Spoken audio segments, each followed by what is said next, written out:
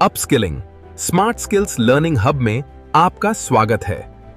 अपने करियर को अगले स्तर पर ले जाएं। कीबोर्ड ये हमारे सामने रोज होता है, लेकिन क्या हम सच में इसकी पूरी ताकत को जानते हैं? आज हम कीबोर्ड के हर रहस्य को उजागर करेंगे ताकि इसे सिर्फ टाइपिंग के लिए नहीं बल्कि एक प्रो की तरह इस्तेमाल किया जा सके। चलिए एक सीधे सवाल से शुरू करते हैं। क्या कीबोर्ड पर मौजूद हर की का मतलब और उसका काम सच में पता है? अगर इसका जवाब नहीं है तो आप बिल्कुल सही जगह पर हैं। सबसे पहले बात करते हैं लेआउट की। इंडिया और दुनिया में जो सबसे कॉमन कीबोर्ड लेआउट है वो है QWERTY। इसका नाम कीबोर्ड की पहली लाइन के 6 अक्षरों से आया है, QWERTY। जरा अपने कीबोर्ड पर नजर डालिए। मजे की बात तो ये है कि इसे टाइपराइटर पर कीज को जाम होने से बचाने के लिए बनाया गया था। तो चलिए अपने कीबोर्ड के इस टूर की शुरुआत करते हैं। हम सबसे ऊपर से शुरू करेंगे और धीरे धीरे नीचे की तरफ आएंगे और हर की के काम को एकदम आसान भाषा में समझेंगे। कई मॉडर्न कीबोर्ड्स में ना सबसे ऊपर कुछ स्पेशल शॉर्टकट कीज होती हैं। ये मीडिया कंट्रोल करने, वॉल्यूम बदलने या सीधे मेल खोलने जैसे काम एक ही प्रेस में कर देती हैं।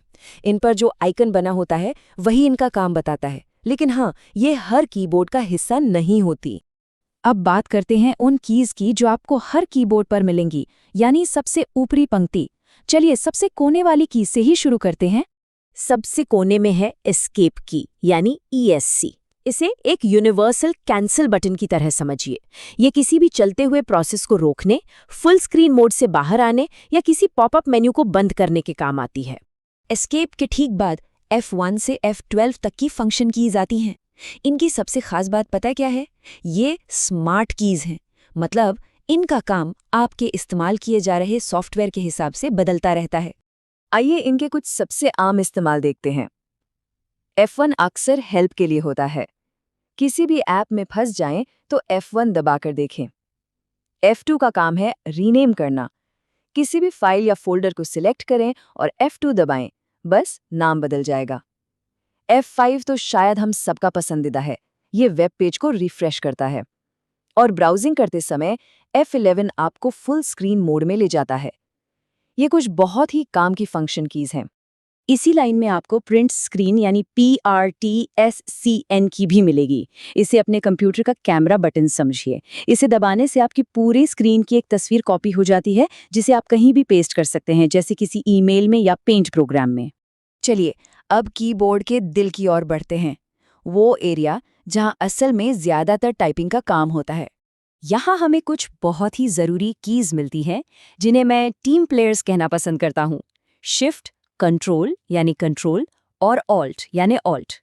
ये है मॉडिफायर कीज जो अकेले कुछ नहीं करती, लेकिन जब किसी दूसरी की के साथ दबाई जाती हैं तो उसका फंक्शन पूरी तरह से बदल देती हैं।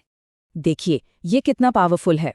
अकेले 5 दबाने पर आपको 5 मिलता है, लेकिन शिफ्ट के साथ 5 दबाने पर % सिंबल आता है और ऑल्ट के साथ F4 दबाने का मतलब है मौजूदा विंडो को तुरंत बंद करना।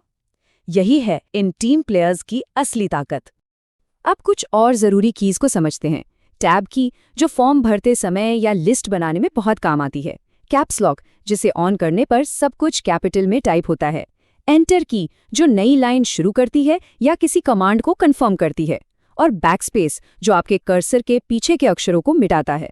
चलिए अब उन कीज के समूहों पर चलते हैं जो डॉक्यूमेंट्स में सटीकता के साथ घूमने फिरने और एडिटिंग के लिए ही बनाई गई हैं।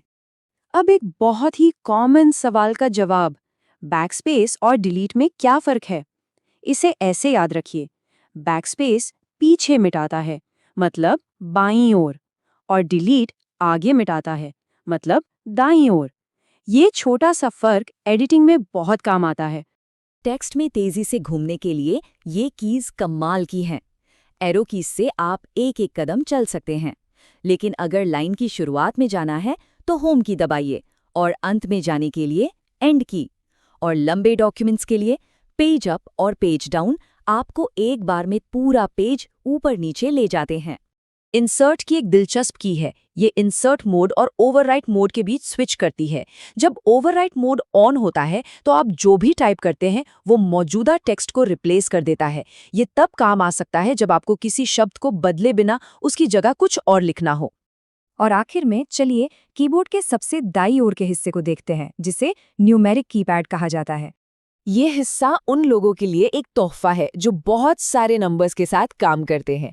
इसका लेआउट बिल्कुल कैलकुलेटर जैसा है, जिससे आप बहुत तेजी से नंबर टाइप कर सकते हैं। एक्सेल या किसी भी डेटा एंट्री के काम के लिए ये बहुत ज़रूरी है। लेकिन यहाँ एक बहुत ज़रूरी बात है, नम लॉक की।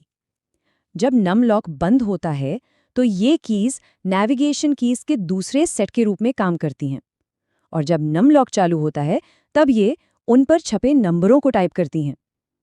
कीबोर्ड पर एक लाइट भी होती है जो बताती है कि नम लॉक चालू है या बंद। तो अब जब कीबोर्ड के हर रहस्य को हम जान चुके हैं, ये सिर्फ एक टाइपिंग टूल नहीं रहा, ये प्रोडक्टिविटी का सबसे बड़ा हथियार बन सकता है। तो हमारा सवाल है, आज वो कौन सा नया शॉर्टकट होगा जिसे सीखकर अपने काम को और तेज बनाया जाएगा? कीबोर्ड आपके हाथ में है।